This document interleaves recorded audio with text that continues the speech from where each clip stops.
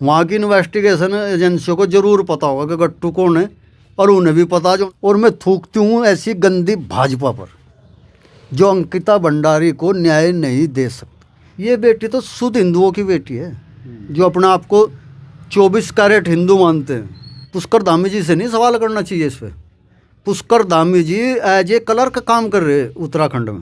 आप चाहे कितने डिलीट कर लो, कितनी लिपापुत्ती कर लो, सच्चाई को दबा नहीं सकते आप। कि सरफरोशी की तमन्ना अब हमारे दिल में देखना है जो। नमस्कार, स्वागत है आप सभी का हिंदुस्तान 24 पर, और मैं आप सबके साथ विपिन चौधरी। उत्तराखंड की अंकिता भंडारी मर्डर केस का मामला एक बार फिर से सुर्खियों में है, और उर्मिला सनावर ने इस केस को दोबारा फिर से हवा दे दी है। उर्मिला सनावर के खिलाफ हालांकि केस भी दर्ज हो गए हैं और पुलिस को उनकी तलाश है, लेकिन एक वीडियो इस घटना को लेकर सोशल मीडिया पर खूब वायरल हो रहा है। एक महिला जो अपने आप को भाजपा नेत्री बता रही है, तो वो भारतीय जनता पार्टी पर थू थू करने का काम कर रही है। और उत्तराखंड में क्या पूरे देश में इस केस को लेकर चर्चाएं हैं। तो आज इस पर बातचीत करने के लिए हमारे साथ सीनियर एडवोकेट ब्रह्मपाल गुर्जर जी मौजूद हैं। ब्रह्मपाल जी, बहुत बहुत स्वागत है आपका हिंदुस्तान 24 पर।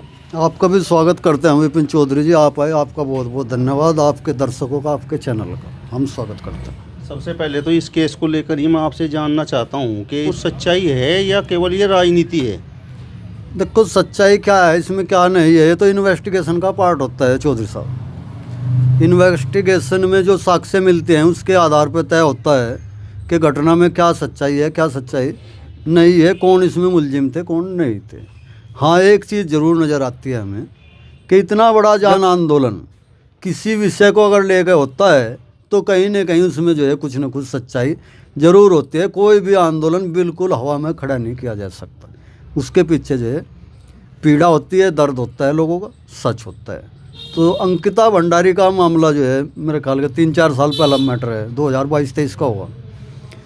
तो इसमें जिन जिन लोगों को दोषी माना गया है उन सभी लोगों के खिलाफ कार्रवाई ना होना जो है इस मुकदमे का, इस मामला का एक पहलू है।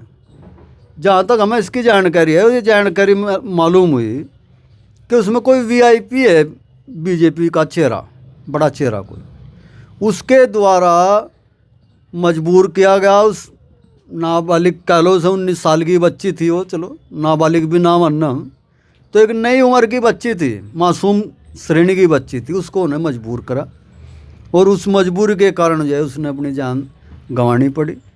उत्तराखंड की सरकार जो है उस ऐसे दरिंदे को, ऐसे आदमी को भी बचाने का प्रयास कर रही है, इसलिए लोगों के अंदर गुस्सा है, जन आंदोलन है, आक्रोश है। जिस तरीके से एक महिला का वीडियो वायरल हुआ और उसने बीजेपी पर थू थू किया, तो उसको लेकर आपके मन में क्या है?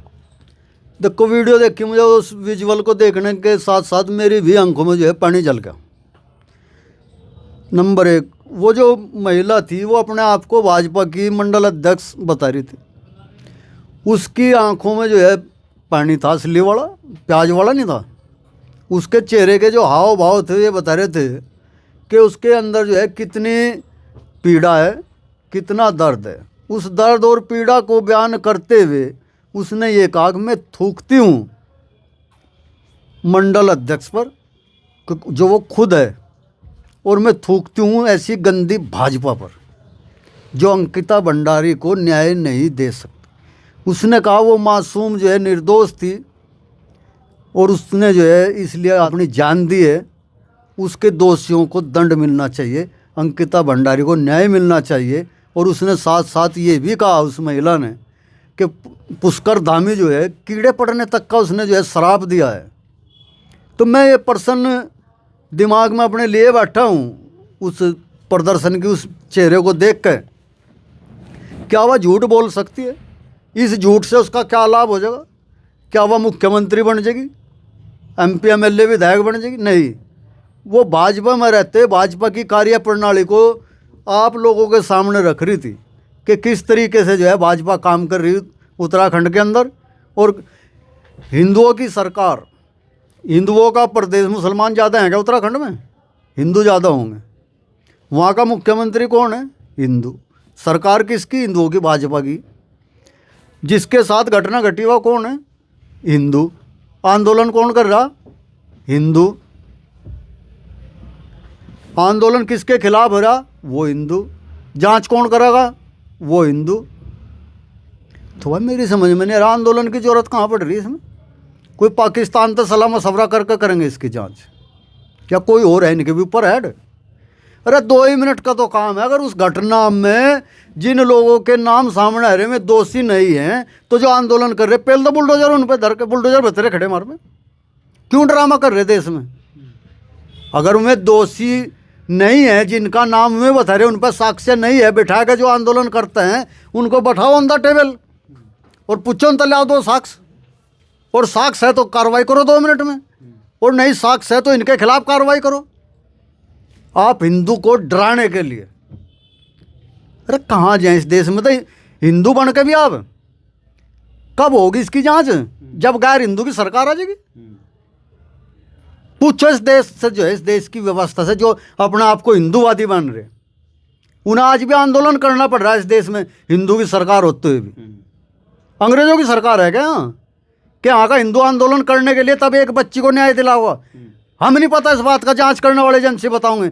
या में लोग झूठ बोल रहे, जो जिन पर आरोप लग रहे, या सिस्टम झूठ बोल रहा, ये तो जांच का विषय है।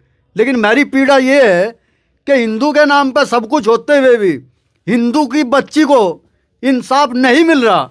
अगर वो झूठ बोल रही तो भाई उन पर भी कार्रवाई करो, क्योंकि सच्चे लोगों पर आरोप लगाना भी बहुत गलत काम है। अगर वो सच बोल रही तो 24 घंटे से ज़्यादा का समय क्यों लग रहा है इसमें? क्यों जलील करा जा रहा है हमें सड़कों पे? वकील साहब, जिस महिला ने थूथू किया उस पर भी कुछ लोग सवाल उठा रहे हैं, बोल रहे हैं कि भाई ये तो पहले कभी भाजपा में रही होगी और इसका उद्देश्य तो भाजपा को बदनाम करना है। वो महिला पाकिस्तान की है, वो महिला जो है अमेरिका की है, बांग्लादेश की है। वो ये कह रही कि अंकिता भंडारी को न्याय दो, इसमें क्या आपत्ति है आपको? वो भाजपा में आज है, कल थी नहीं थी, वो राजनीति में है या नहीं है? वो पैसे लेकर बोल रही, किसी के कहने से चाहे, लेकिन जो वो बोल रही उस पर अमल करो, उसका जवाब दो कि आप कार्रवाई क्यों नहीं कर रहे? अगर वो गलत बोल रहे तो उन पर कार्रवाई क्यों नहीं करते भाई? इसके बताने तो काम चल जाएगा भाई वो पहले भाजपा में रही थी, आज भाजपा में नहीं है, इस पर भी कार्रवाई करो। लेकिन सच कुछ और ही है। जो आदमी सच बोलता है, कुछ मूर्ख किस्म के लोग जो है उन पर लांछन लगाते हैं, उन्हें घेरने की कोशिश करते हैं, उन्हें बदनाम करने की कोशिश करते हैं, उन्हें फंसाने की कोशिश करते हैं। लेकिन सच को रोकने की ताकत जो है बड़े बड़े सूरमाओं में नहीं है इस देश में, ना कभी थी। यहाँ तो रावण हर का इलाज हुआ इस देश में, आपने देखा होगा।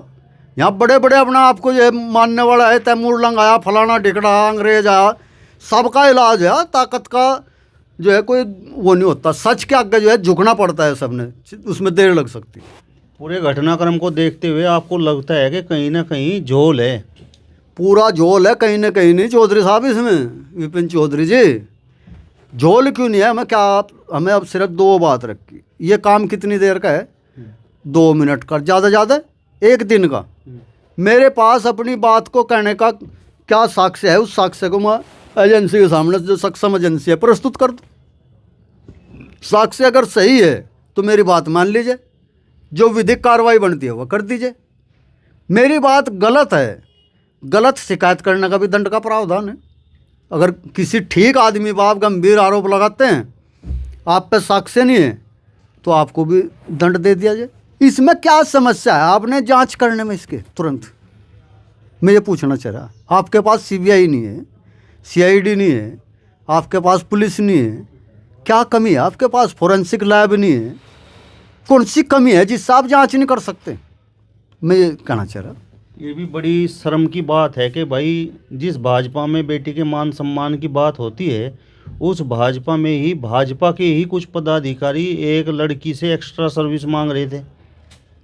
देखो, मैं अपनी बात को दूसरे तरीके से कहूँगा। बेटी में तो जो है इस देश की हर बेटी आ जाती है, उसमें दलित की भी आ जाएगी, पिछड़े की भी आ जाएगी, मुस्लिम की भी आओगी, ईसाई की भी आओगी।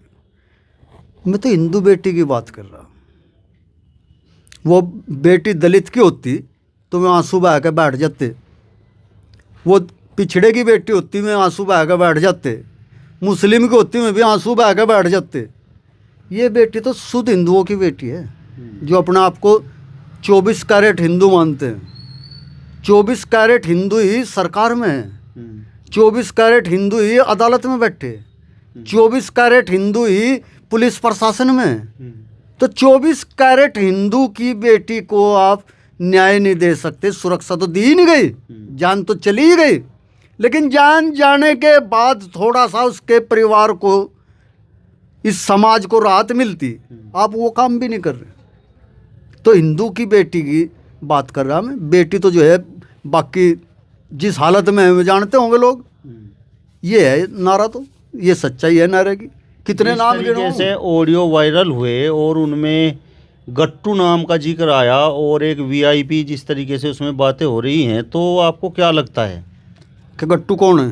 भाई मुझे नहीं पता कौन है गट्टू, इस बारे में तो मैं ही बता सकें जो उसका नाम ले रहे। और वहाँ की इन्वेस्टिगेशन एजेंसियों को ज़रूर पता होगा कि गट्टू कौन है, और उन्हें भी पता जो उनसे छुपा रहे गट्टू कौन है। और इतना गट्टू लिकड़ने का नहीं, इतना यू ढंग बैठने का नहीं।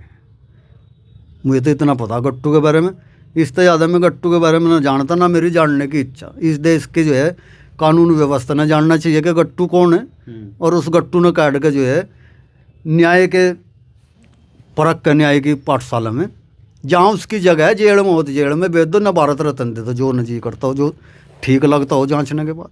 मैं तो इतना। उर्मिला सनावर ने जिस तरीके से इस पूरे मामले को दोबारा फिर से हवा दी और अब पुलिस उसकी तलाश में है, तो आपको क्या लगता है उर्मिला सनावर ने ये साहस का काम किया?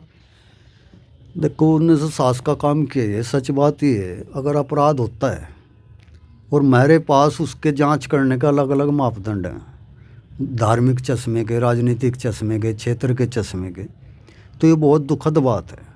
इस देश के अंदर जो है, मैं बता रहा, हमारे पैसे का बहुत बड़ा जो खर्च है सुरक्षा पर होता है, बहुत टैक्स देते हैं हम। तो जांच तो इसकी उन एजेंसियों ने ही करनी चाहिए शुरू से लेकर। वहाँ सरकार जो है बीच में डिस्टर्ब नहीं हुई, किसी दूसरे की सरकार नहीं कि उनकी वजह से जो है कुछ उसमें हेर फेर है गई। तब भी मुख्यमंत्री शायद पुष्कर धामी जी थे, आज भी वही मुख्यमंत्री हैं, सब कुछ वही है। तो उस लेडीज का, सनवर साहब का जो है बहुत बड़ा योगदान मानो, क्योंकि उसने अपनी जान दांव पर लगा के इस मामले की जांच कराने की, इसको न्याय दिलाने की बात की। मैं उसको सैल्यूट करता हूँ। पुष्कर धामी की हम प्रेस कॉन्फ्रेंस देख रहे थे, तो जिस समय वो प्रेस कॉन्फ्रेंस लाइव चल रही थी और कुछ लोग उस पर अंकिता भंडारी को लेकर सवाल कर रहे थे, तो उसके साथ साथ वो कमेंट डिलीट किए जा रहे थे जो सवाल कर रहे थे। सवाल भी गलत करा जा रहा कहते में, तो पुष्कर धामी जी से नहीं सवाल करना चाहिए इस पर। पुष्कर धामी जी एज ए क्लर्क काम कर रहे उत्तराखंड में। किसने बना, जाओ आदमी अपना खुद का चुनाव हार गया, क्या उस प्रदेश की जनता उसको मुख्यमंत्री बनाने के लिए राजी होगी? तो जिन लोगों ने उसको वहाँ मुख्यमंत्री बना के बैठाया, वास्तविक जिम्मेदार रेस्पॉन्सिबल वे लोग हैं जिन्हें उसको पर्ची देकर वहाँ मुख्यमंत्री बना के भेज दिया। वो तो व्यवस्था में जैसे डीएम होता है, वो जिले का मालिक होता है, वो पटवारी है, वो तो बस्ता ले रहा, उनका जरीब ले रहा, जहाँ में कहें जो सा चक चाहे उन्हें मैप दे, जहाँ चाहे वहाँ निशान लगा दे, पटवारगिरी कर रहा। मुख्यमंत्री का काम जो है केंद्र सरकार कर रही है। तो सवाल केंद्र सरकार से है, केंद्र सरकार इसके प्रति उत्तरदायी है, क्योंकि उसने एक ऐसे हारे हुए, नकारे हुए आदमी को जनप्रतिनिधियों के ऊपर बैठाएगा जो है मुख्यमंत्री बनाया है। पहले तो इसी चीज़ पे जो है हमें आश्चर्य हो रहा, उत्तराखंड के अंदर क्या ऐसे लोग नहीं थे जो अपना चुनाव जीत कर उनको मुख्यमंत्री बनाया जाए? ऐसा कौन सा विश्व रिकॉर्ड है पुष्कर सिंह धामी का राजनीति चलाने के लिए कि उसके मुकाबले में दूसरे राजनेता नहीं थे? तो जांच उनकी होनी चाहिए। रहे डिलीट करने से, मिटा देने से जो है सच्चाई नहीं मिटती, समझिए। हाथों की लकीरें मिटाने से जो है तकदीर की लकीरें नहीं मिटती। असर वही होना है जो होना है, आप चाहे कितने डिलीट कर लो, कितनी लिपापुत्ती कर लो, सच्चाई को दबा नहीं सकते आप। अब लोग जो है जागरूक हो गए और डट कर मुकाबला कर रहे। अब लोग जो है देश के लिए कुर्बान होने के लिए तैयार बैठे। मुझे भगत सिंह जी का वो शेर याद आता है कि सरफरोशी की तमन्ना अब हमारे दिल में, देखना है जोर कितना बाजुए कातिल में। वो जो महिला है जिसने इस पूरे मामले को दोबारा फिर से हवा दी, उसके पीछे तो पुलिस है और वो तो छुपती फिर रही है, जबकि जिन लोगों का नाम सामने आ रहा है, गट्टू है, वीआईपी है, उनकी अभी तक किसी प्रकार की कोई जांच नहीं हुई। अगर वो महिला झूठ बोल रही है तो इस मामले में जांच कराकर जो मुख्यमंत्री हैं उन्होंने जनता से बताना चाहिए कि भाई ये पूरा का पूरा मामला तो झूठा है और ये झूठे आरोप लगाए गए हैं। जो उर्मिला सनावर जी हैं, जिनकी आप बात कर रहे हैं कि उन्हें जो हवा दी है मामले को, आज उत्तराखंड जो है उसके पीछे खड़ा है सारा। तो उत्तराखंड का बहुमत उसके साथ है। तो अगर उत्तराखंड का बहुमत जो है उसको सच मान रहा, तो बिना न्यायिक प्रक्रिया के आप कैसे कह देंगे कि वो झूठ बोल रही? मुझे कहा साक्ष्य होना चाहिए आपके पास। जो भी झूठ बोल रहा, जो गलत एलिगेशन लगा रहा है, उसके साथ तुरंत कार्रवाई। लोगों की जाति देख के, वर्ग देख के, राजनीति देख के, पार्टी देख के, पद देख कर नहीं कार्रवाई होनी चाहिए, मेरा मानना ये। जो भीड़ इस पूरे मामले में सड़कों पर है, तो मेरा सवाल आपसे ये है कि वो राजनीति के कारण है या उन लोगों के अंदर दर्द है? देखो, जिस टाइम उत्तराखंड के लोग मुजफ्फरनगर में आंदोलन करने के लिए आते हैं, उत्तर प्रदेश की मुलायम सिंह सरकार जो है रोक के कानून व्यवस्था कायम रखने के लिए कार्रवाई करती है, उस टाइम तो उत्तराखंड के लोग जो है देशभक्त है, शहीद मानने जाएंगे।